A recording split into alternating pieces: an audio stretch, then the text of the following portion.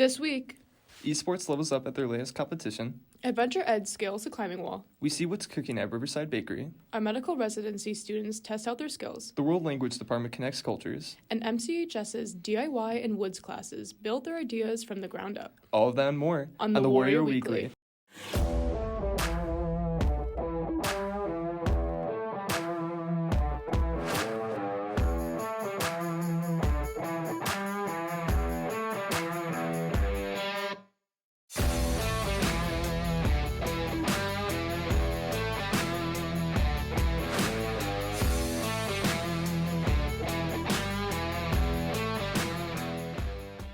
Good morning, Warriors, and welcome to this week's edition of the Warrior Weekly, presented by Warrior Student Media.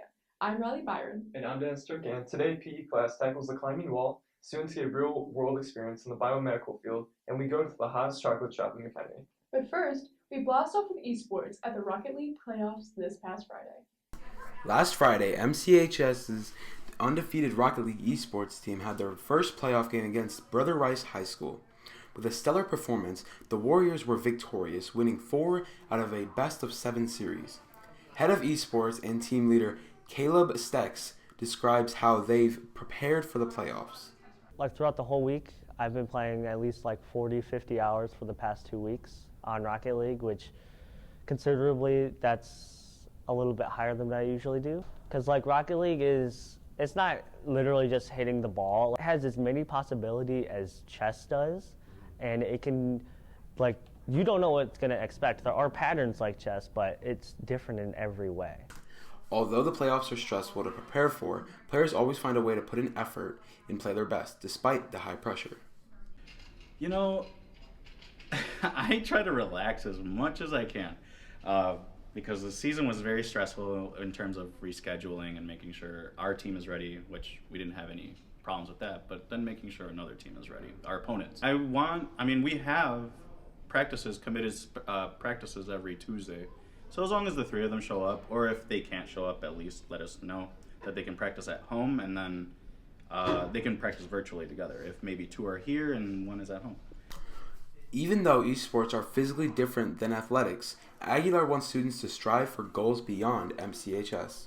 For my students right now, especially since we're undefeated and we've had no single loss on our record, this year right now is just to get them recruited and contacted by a recruiter that says we will provide a scholarship. Right now, with them being undefeated, my players are getting MVPs left and right, most valuable player.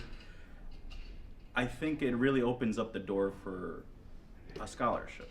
And whether it be a prize money for them personally, I just want them to get the scholarship that gets them the foot in the door for college. If you want to go and cheer on the esports team for the playoffs, check out their Twitch page tonight. Reporting for the Warrior Weekly, we are Travis Coquinos, Rachel DeSalvo, and Dennis Turkin. Esports is an open club that you can join at any point in the year. See Mr. Aguilar for any questions. Next, Adventure Ed students get harnessed in and conquer the rock climbing wall in Buckner Gym. Adventure Ed is the most recent addition to the MCHS gym program.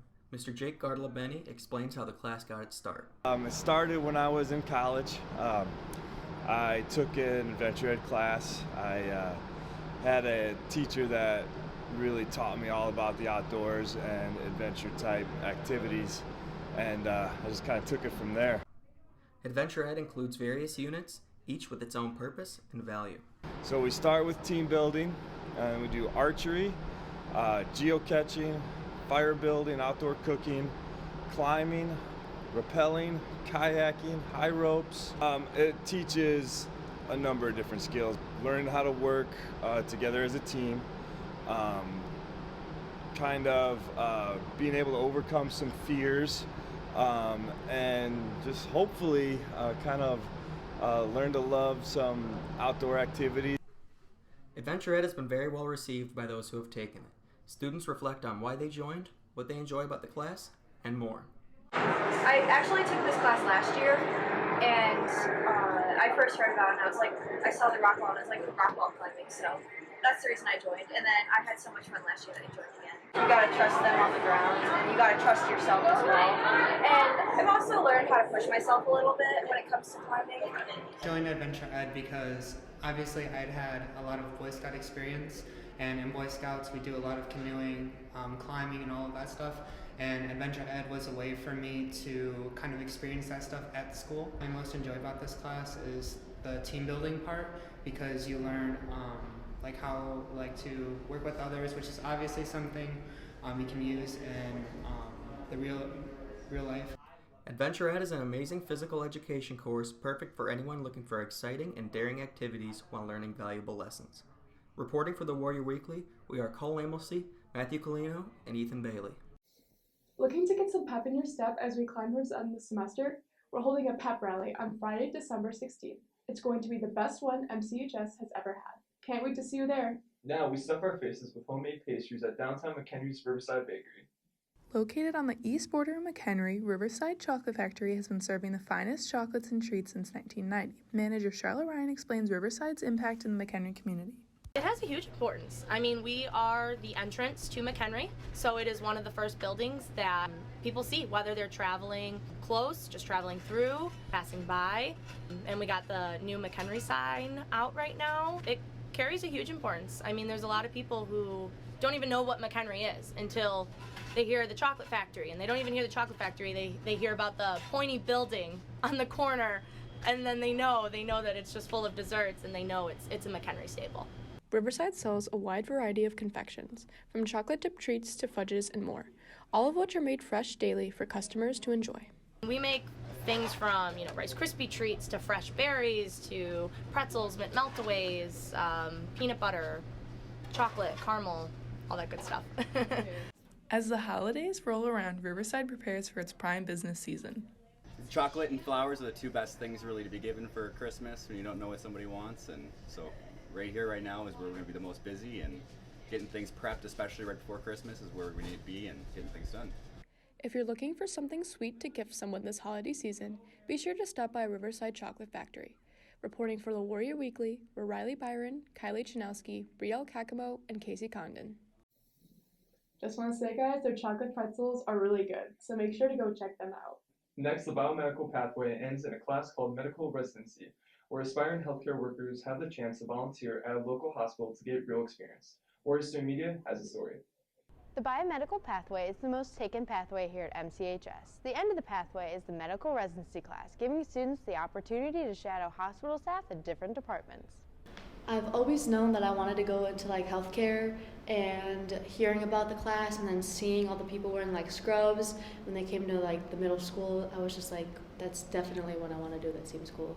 Most students go into the medical residency class with a small idea of what department they want to pursue. Miss Leah Pelletier's favorite part about the class is watching how different departments can spark students' interest. Getting to see the students change what they thought they wanted to go into. They might have had an idea, or maybe they had no idea, but then somewhere along the way of the class they see something that really sparks their attention and ends up leading them down what they're going to do with the rest of their life. So that's pretty powerful experiences to be able to witness. It's actually kind of confused me more. At first I thought I wanted to go into neuroscience, neurology, but now that opened up so much more options for me, the emergency department or something. I'm not sure.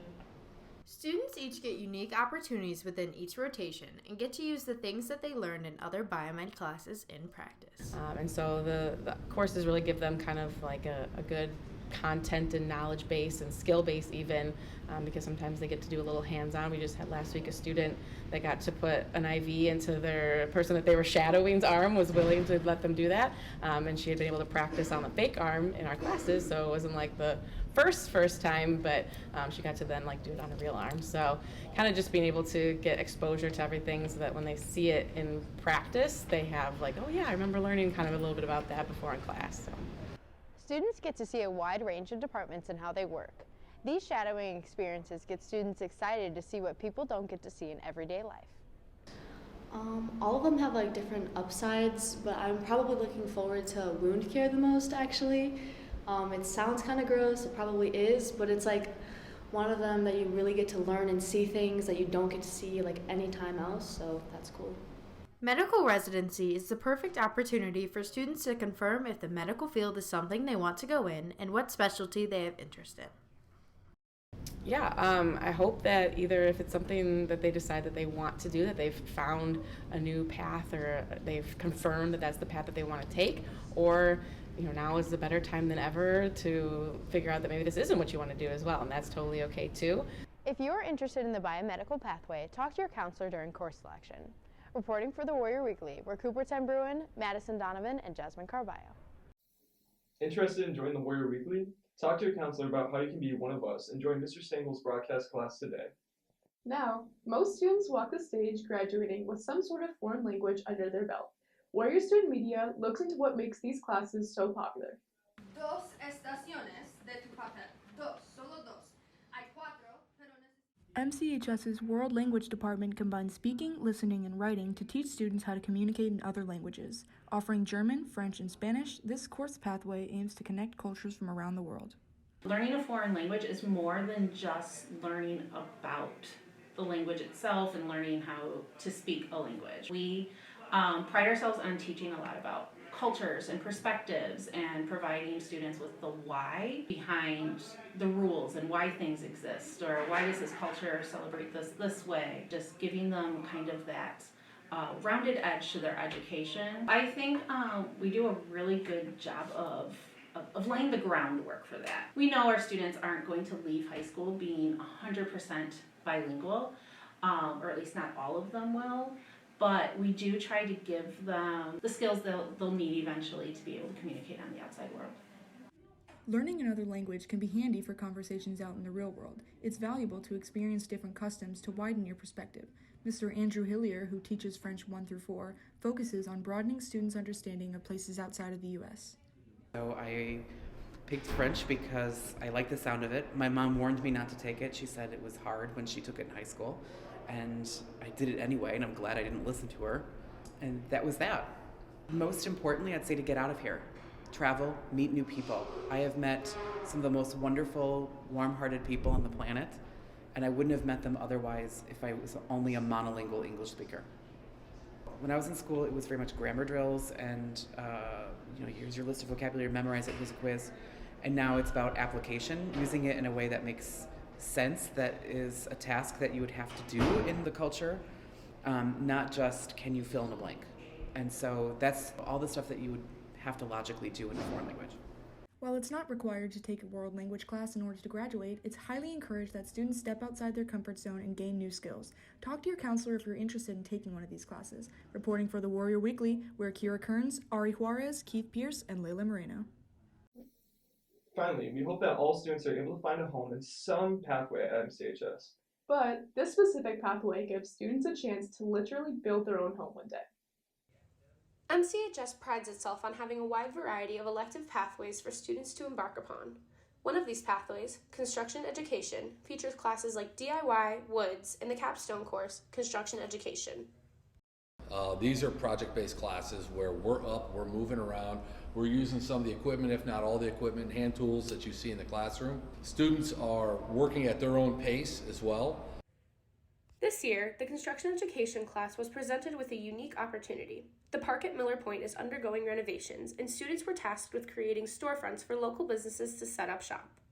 They're going to revamp that whole park and make it into a really nice family environment setting with 10 entrepreneurial or startup shops where people will be able to sell goods that they create or make out of those shops. While the project is designed to benefit the community, the students are gaining important experience with construction using skills they learned in previous classes, such as Woods 1 and 2. My Woods 1 class, they work on basic projects, which all help them become familiar with using the machines in a safe fashion. Woods 2, we get into a little bit more advanced type stuff where they're making furniture. Basically all the life skills, how to put something together, how to take something apart, how to measure stuff. Though the students place emphasis on the skills they learn, Roman has a different perspective on the most important lessons in his classes. One, I hope they take away the importance of teamwork because they are working together. The other thing that I want them to take away is accountability. Everyone does work at different speeds. Everyone's skill levels are a little bit different. They need to understand that they're going to be held accountable and responsible for making sure they get everything done by deadlines. And I want them to have a good time, you know. Make sure to talk to your counselor during course selection if you're interested in the construction education pathway, and keep an eye out for the storefronts at Miller Point. Reporting for the Warrior Weekly, we're Madison Harvey, Juliana Rees, and McKenna Harvey. These shops hope to be ready to go in early summer of 2023. That's all for today's show. Be sure to follow the Warrior Weekly on all social media platforms, including Twitter, Insta, and TikTok. For Dennis Turkin and all the Warrior student media, I'm Riley Byron. We'll see you next week, Warriors.